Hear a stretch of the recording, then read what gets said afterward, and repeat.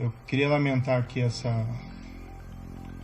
evento na data de hoje. Nós estamos passando por uma pandemia, né, do Covid-19. Ontem, uma informação lamentável de 407 óbitos, 3.313 óbitos no total. Então, durante essa pandemia, infelizmente, tendo que realizar esse evento, busquei ao máximo evitar que isso acontecesse, mas foi inevitável. Então, peço a compreensão de todos pela circunstância adversa, mas não foi por minha opção. Antes de entrar no assunto específico, eu queria fazer só algumas reflexões gerais para poder justificar minhas decisões. Antes de assumir o cargo de Ministro da Justiça e Segurança Pública, eu fui juiz federal por 22 anos, tive diversos casos criminais relevantes e desde 2014, em particular, nós tivemos a Operação Lava Jato, que mudou o patamar de combate à corrupção no país. É claro que existe muito ainda a ser feito, mas aquela grande corrupção, que em geral era impune, esse cenário foi modificado. Isso foi um trabalho do Judiciário, do Ministério Público, de outros órgãos e na parte da investigação, principalmente aí da Polícia Federal.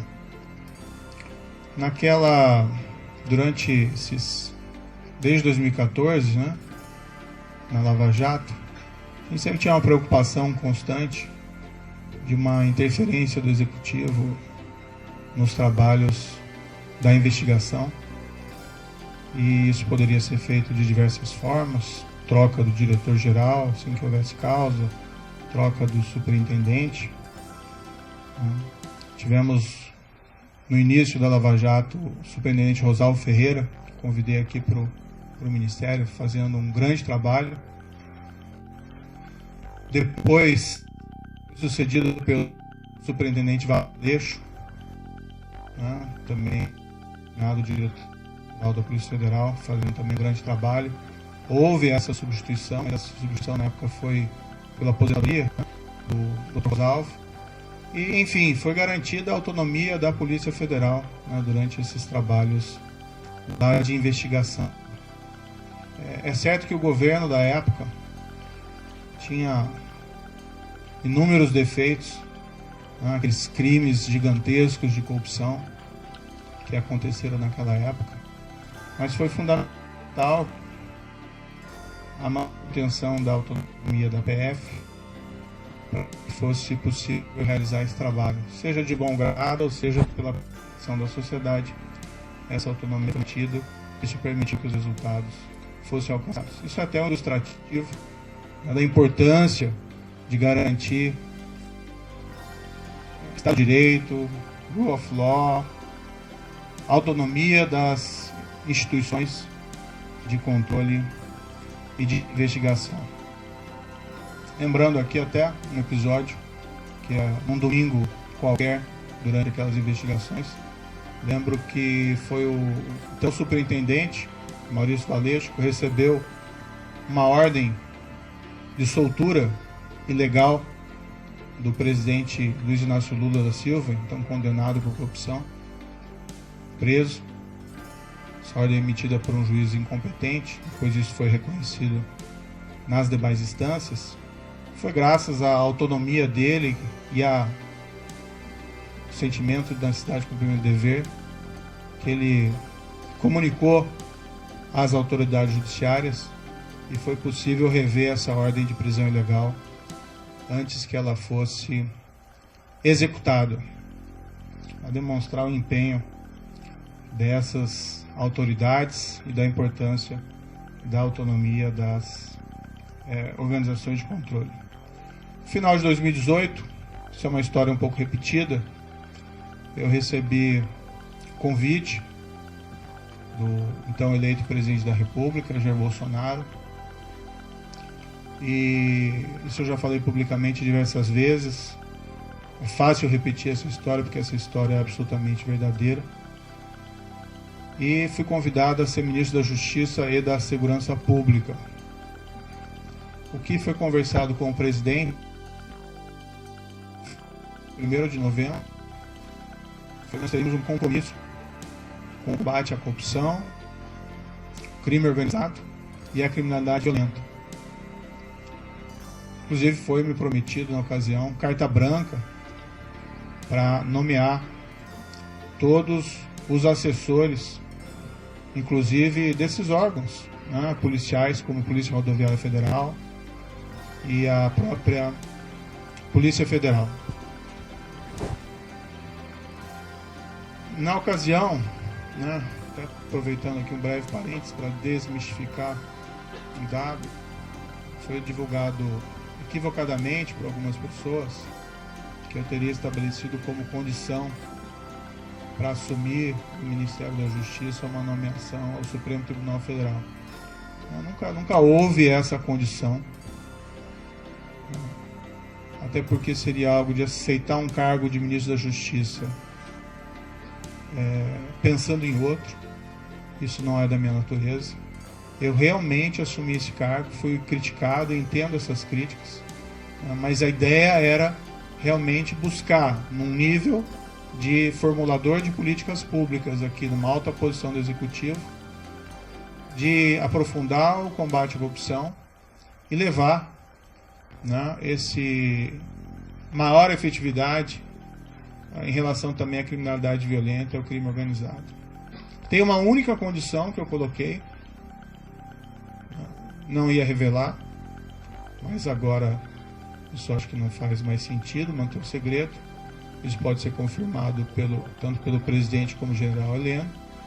Eu disse que, como eu estava abandonando 22 anos da magistratura, contribuí 22 anos para a Previdência e perdia, né, saindo da magistratura essa Previdência,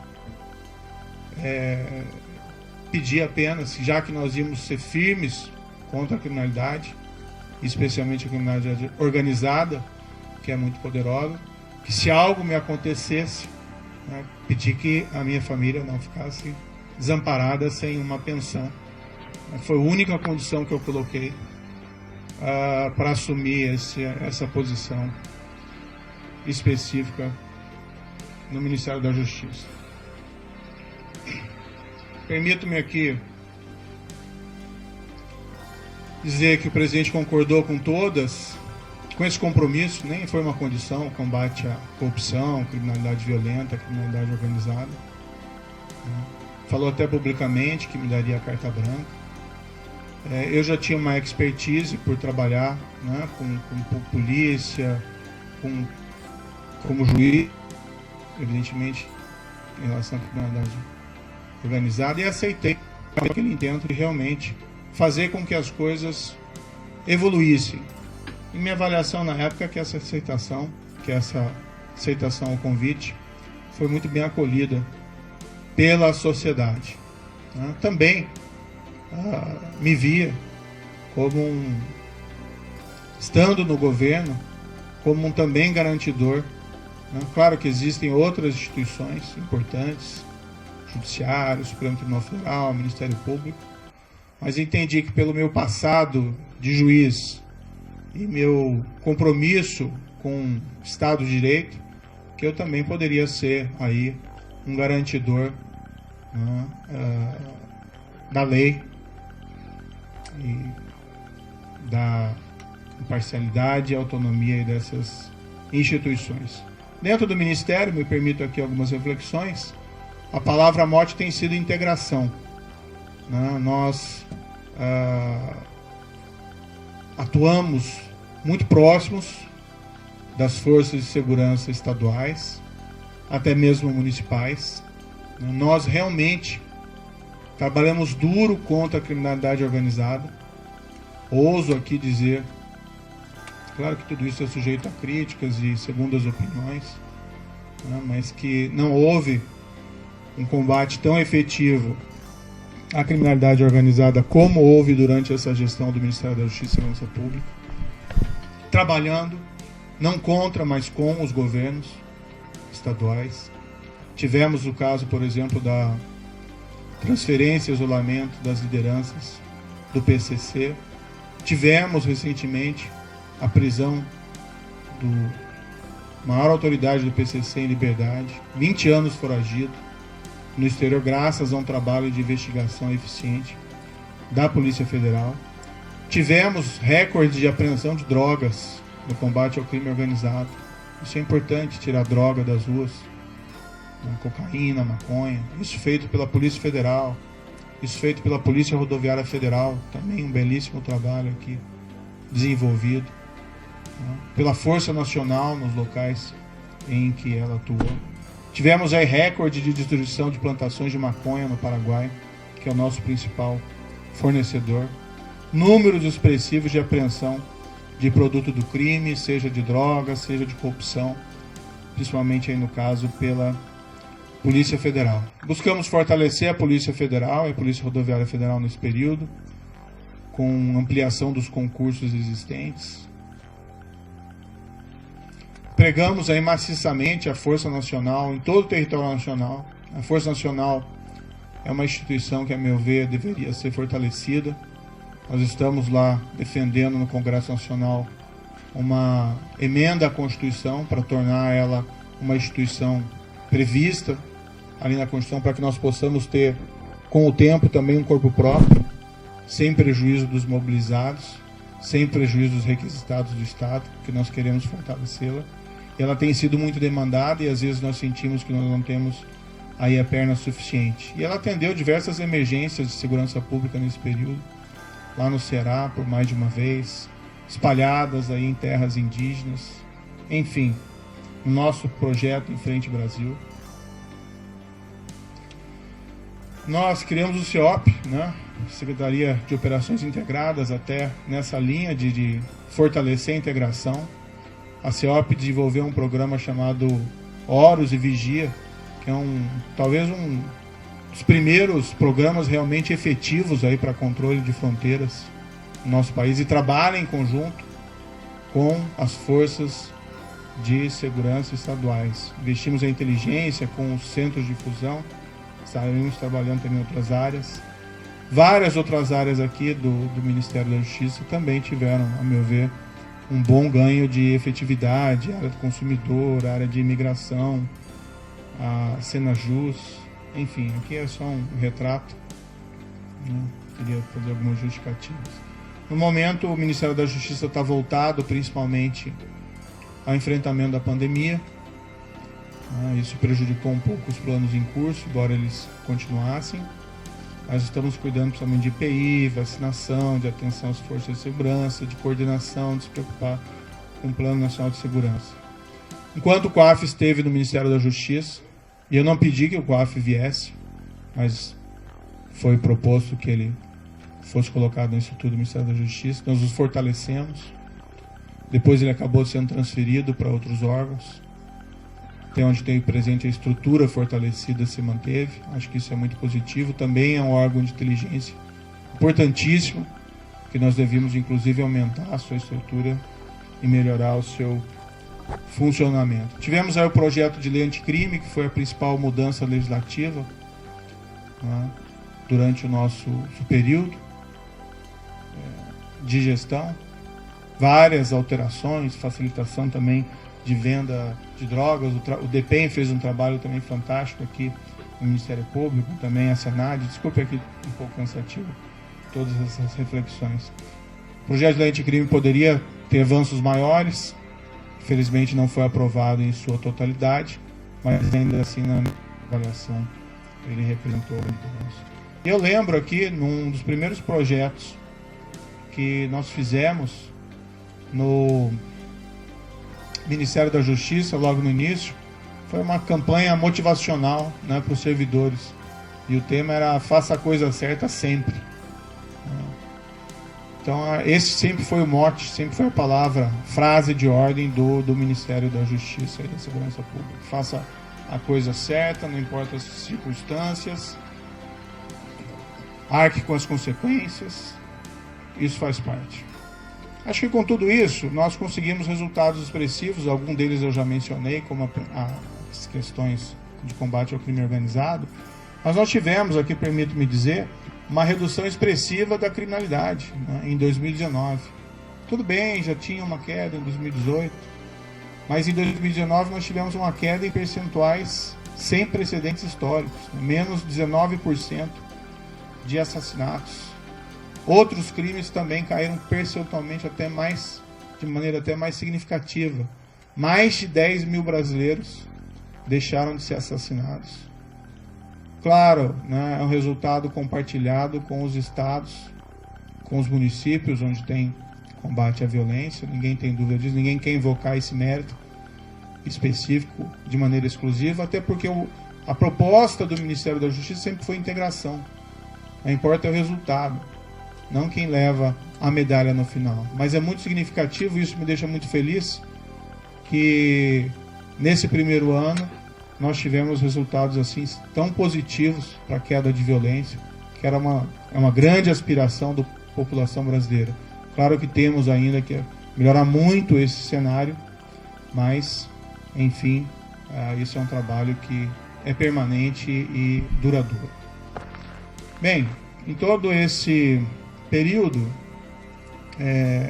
tive apoio, né, do presidente Jair Bolsonaro em vários desses projetos, outros nem tanto, mas a partir do segundo semestre do ano passado, passou a haver uma insistência do presidente da troca do comando da Polícia Federal. Isso, inclusive, foi declarado publicamente pelo próprio presidente. Houve primeiro um desejo de trocar um superintendente da Polícia Federal do Rio de Janeiro. Sinceramente, não havia nenhum motivo para essa substituição. Mas conversando com o superintendente em questão, ele queria sair do cargo, né, por questões exclusivamente pessoais. Então, nesse cenário, acabamos concordando, eu e o diretor-geral, em promover essa troca, com uma substituição técnica, com uma substituição de um indicado pela polícia. Agora, tem que fazer uma referência bastante rápida, né? Eu não indico superintendentes da Polícia Federal. Tá? A única pessoa que eu indiquei na Polícia Federal foi o diretor, o Maurício Valeixo. Não é meu papel fazer indicações aí de superintendentes. E assim tem sido no Ministério como um todo. Eu sempre tenho solicitado, dado autonomia, né, ao pessoal que trabalha comigo, a palavra certa não é subordinado, é equipe, para que eles façam as melhores escolhas, né? Assim se valoriza aí os subordinados, desculpa, a equipe, e as escolhas técnicas, né? Eu tinha notícia quando eu assumi aqui o Ministério da Justiça, de que pelo menos havia rumores de que a Polícia Rodoviária Federal tinha algumas superintendências, indicações políticas. Eu escolhi o diretor-geral, Adriano Furtado, está aqui presente. Ele pode ser testemunhar o que eu disse para ele na ocasião, que eu falei, escolha tecnicamente, né? O que não é aceitável de maneira nenhuma são essas indicações políticas. Claro que às vezes existem indicações positivas, mas quando se começa a preencher esses cargos técnicos, principalmente de polícia, por questões político-partidárias, realmente o resultado não é bom para a corporação, inclusive. O presidente, no entanto, passou a insistir também na troca do diretor-geral. O que eu sempre disse ao presidente? Presidente, eu não tenho nenhum problema em trocar o diretor-geral da Polícia Federal, mas eu preciso de uma causa. E uma causa normalmente relacionada a uma insuficiência de desempenho, um erro grave. No entanto, que eu vi, né, durante todo esse período, e até pelo histórico do próprio diretor-geral, que é um trabalho bem feito, né? Várias dessas operações importantes, combate ao crime organizado, operações também de combate à corrupção que foram relevantes. Poderiam ter até mais operações, né? Mas normalmente essas operações elas maturam durante algum tempo. E ano passado, em particular, nós ficamos aí 4 meses sem poder movimentar inquéritos envolvendo lavagem de dinheiro, né, por uma decisão judicial, isso também prejudicou um pouco os trabalhos. Mas o trabalho vinha sendo feito e até a queda dessas estatísticas criminais é um indicador relevante de que o trabalho estava sendo positivo.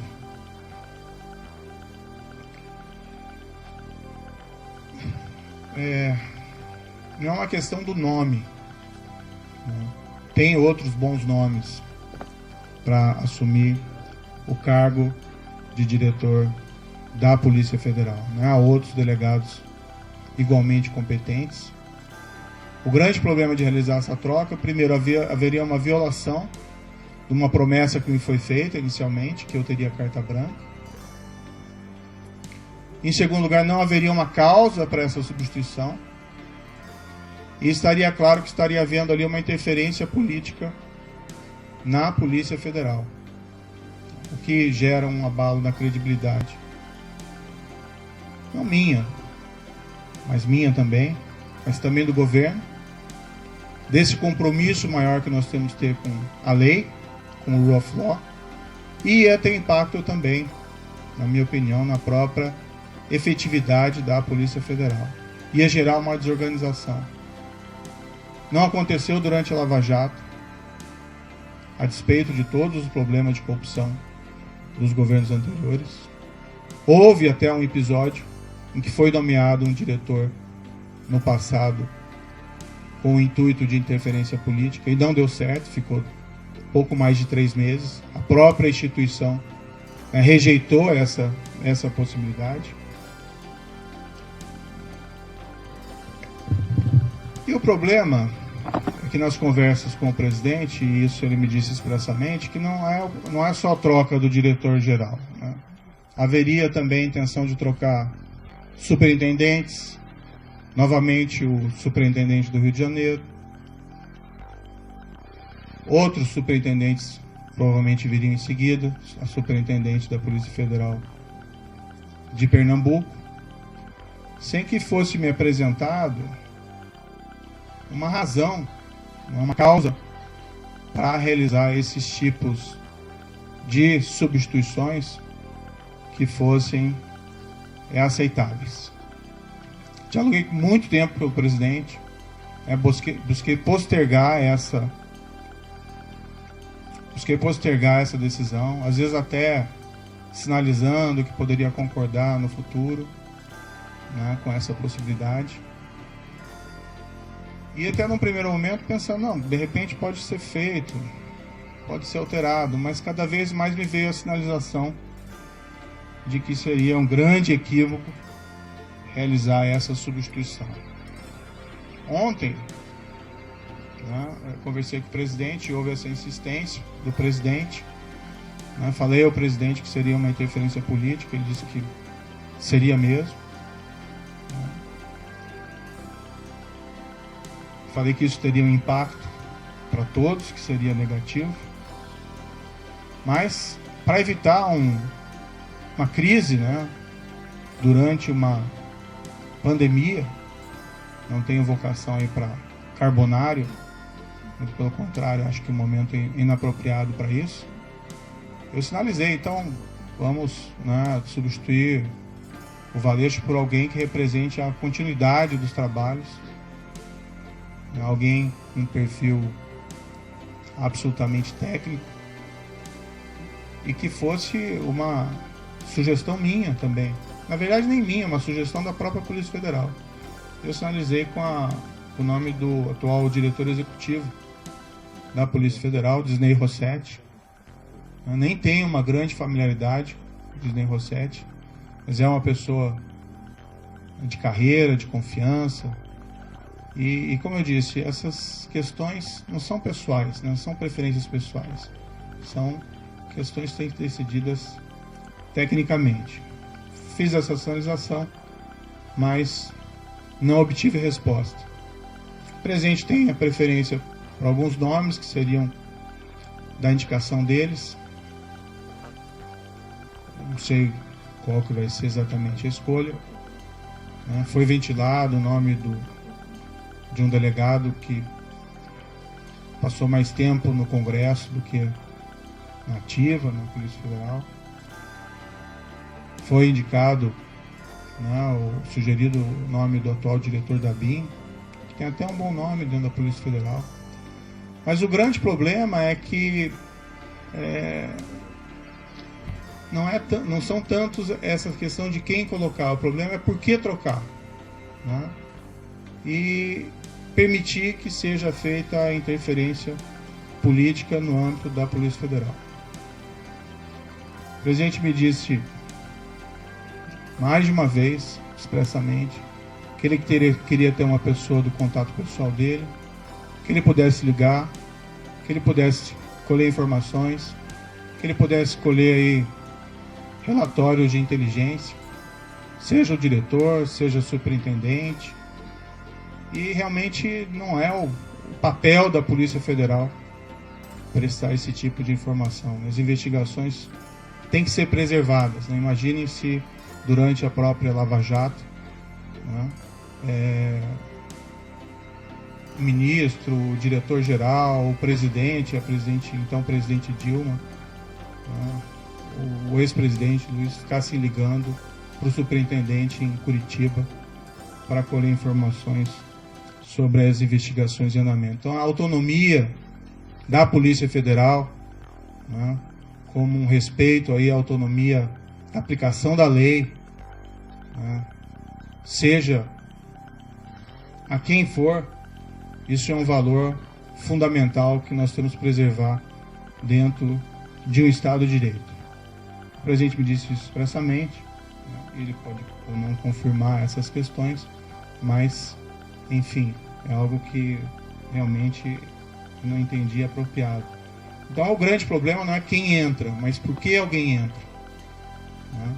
E se esse alguém, sendo da corporação, aceitando substituição do atual diretor-geral, né, com o impacto que isso vai ter na corporação, não conseguiu dizer não para o presidente a uma proposta dessa espécie, eu fico na dúvida se vai conseguir dizer não em relação a outros temas. Há uma possibilidade que se afirme que o Maurício Valeixo gostaria de sair, mas isso não é totalmente verdadeiro. O ápice da carreira de qualquer policial federal, delegado da Polícia Federal, é, né, a direção-geral da Polícia Federal. E ele entrou com uma missão. Claro que depois de tantas, né, pressões para que ele saísse, ele de fato, né, até manifestou a mim: olha, talvez seja melhor eu sair para diminuir essa cisma, e nós conseguimos realizar uma substituição aqui adequada. Eu sairia para uma distância, para outro cargo, mas nunca isso voluntariamente, sim decorrente dessa pressão, que a meu ver não é aí apropriado. E o grande problema, uma substituição que seja orientada aí por causas, né, que possam ser sustentadas, não haveria aí nenhum problema específico. O presidente também me informou que tinha preocupação, né, com inquéritos em curso no Supremo Tribunal Federal, e que a troca também seria oportuna da Polícia Federal por esse motivo. Também não é uma razão que justifique a substituição, até algo que gera uma grande preocupação. Enfim, eu, né, sinto que eu tenho o dever de tentar proteger a instituição, a Polícia Federal, e por todos esses motivos, eu busquei uma solução alternativa para tentar evitar aí uma crise política durante uma pandemia. Acho que o foco deveria ser o combate à pandemia, mas entendi que eu não podia aí deixar de lado esse meu compromisso com o Estado de Direito. A exoneração que foi publicada, eu fiquei sabendo pelo Diário Oficial. né, pela madrugada. Eu não assinei esse decreto. Em nenhum momento isso foi trazido. Em nenhum momento o diretor-geral da Polícia Federal apresentou um pedido formal de exoneração.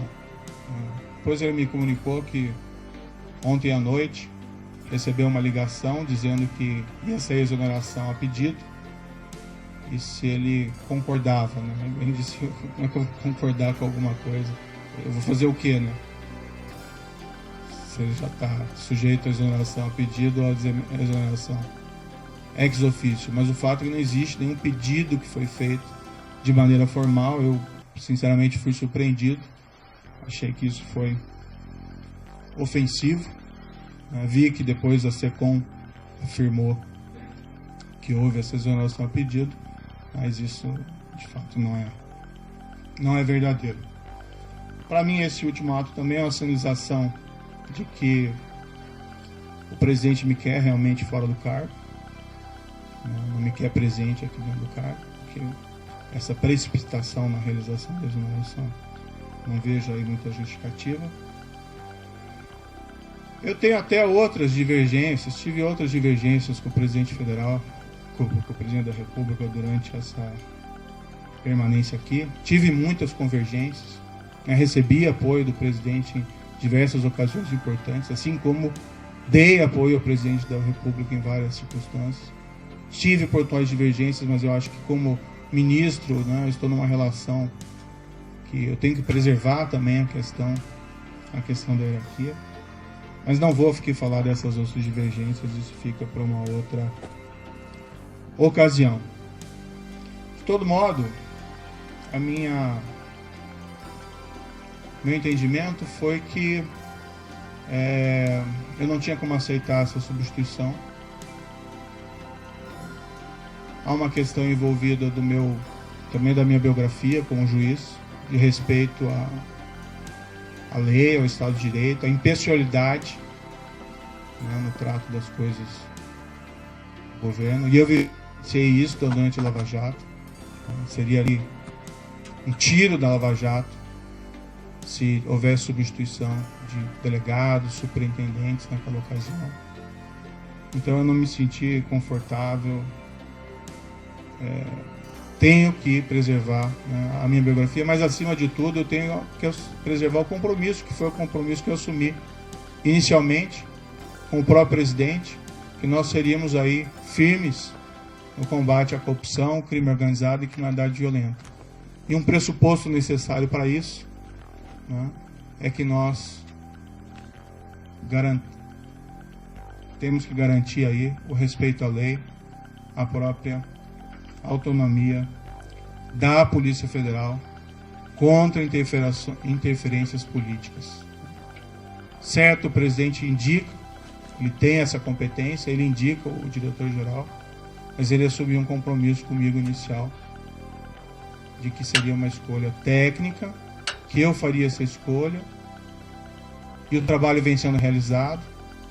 Poderia ser alterado o diretor-geral, desde que eu tivesse uma causa consistente. Não tendo uma causa consistente e percebendo que essa interferência política pode levar a relações impróprias entre o diretor-geral, entre os superintendentes, com o presidente da República, é algo que realmente eu não posso concordar.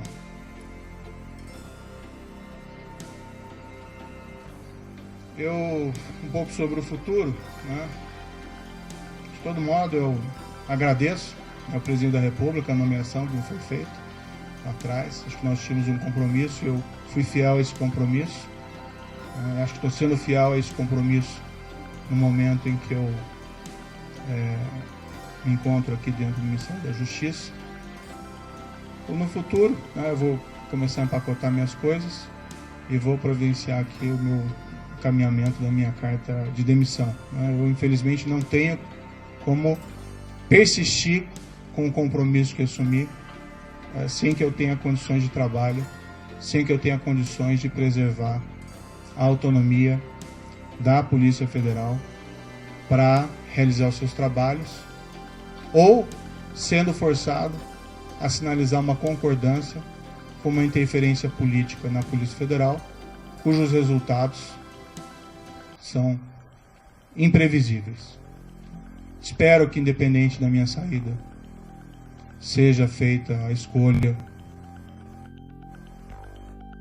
de ou até, né, que sabe, a própria manutenção do diretor-geral atual, já que a desoneração não existe, mas não havendo essa possibilidade, que seja feita uma escolha técnica, sem preferências pessoais, que também a instituição dá para se confiar na Polícia Federal, né? A Polícia Federal tem um histórico, ela vai também resistir a qualquer espécie de interferência política, tenho crença nisso, que seja indicado alguém que possa realizar um trabalho autônomo, independente, alguém que não concorde, né, em trocar superintendentes ou delegados por motivos não justificados.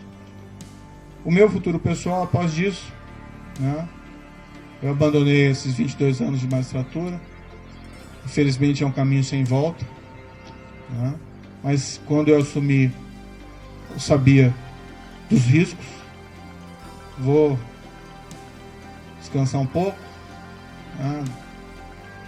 Nesses 22 anos foram muito trabalho, em especial durante todo esse período da Lava Jato, praticamente não tive descanso, e nem durante o exercício do cargo de ministro da Justiça e Segurança Pública. Vou procurar, né, mais adiante um emprego, não enriqueci, né, no serviço público, nem como magistrado, nem como ministro, e quero dizer que, independentemente de onde eu esteja, eu sempre vou estar à disposição do país para ajudar, o que quer que seja, se eu puder ajudar nesse período da pandemia com outras atitudes, mas,